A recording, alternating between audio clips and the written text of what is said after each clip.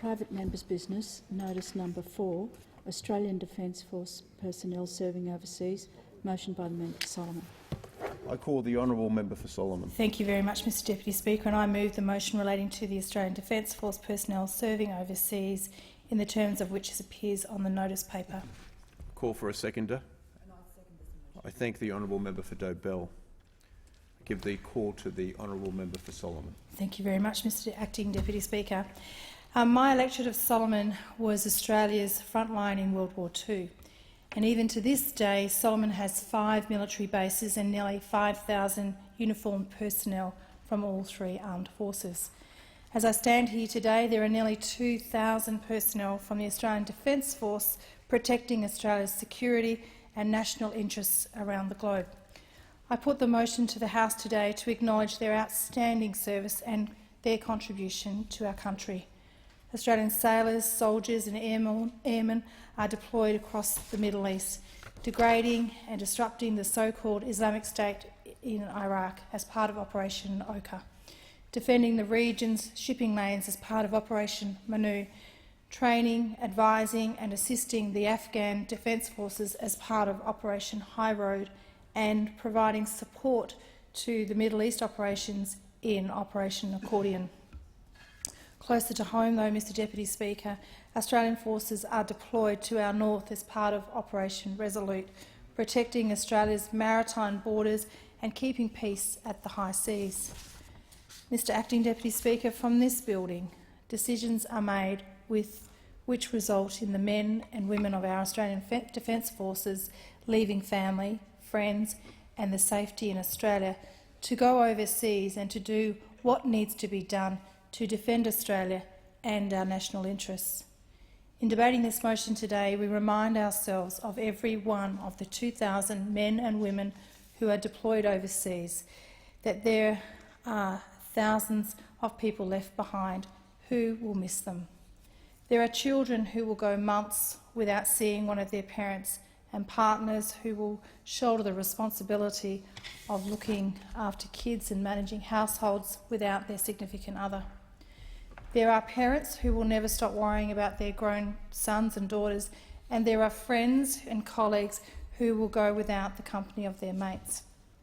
And of course, for the men and women who are deployed, there are the risks that they take so that we don't have to do them. Threats they face abroad so that we do not have to face them here. As we sit in the chamber and debate this motion, the crew of HMAS Newcastle will be going about their duties on Operation Manitou. This US-led combined maritime forces operation disrupts terrorism, it disrupts international drug trade, it prevents piracy and encourages regional cooperation.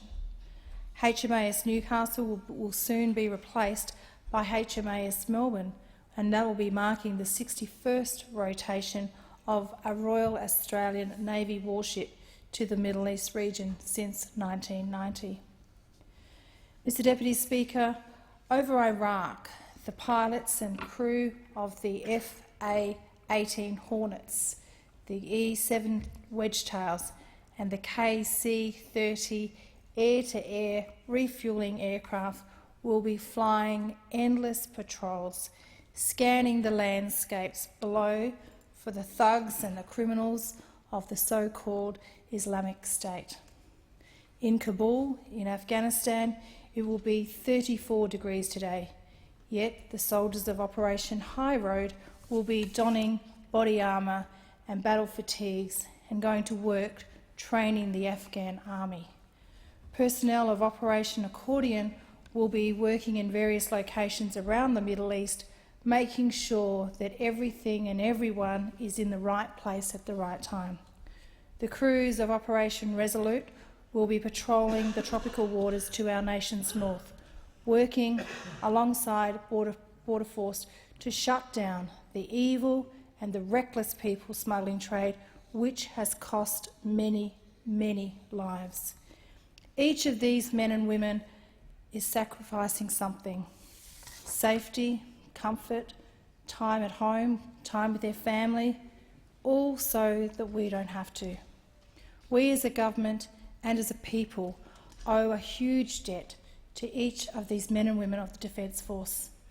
I ask my colleagues, as representatives of the government and the people of Australia, to join me in thanking these men and women of the Australian Defence Force for their outstanding service, but also thanks to their families who are also making an enormous sacrifice for our country.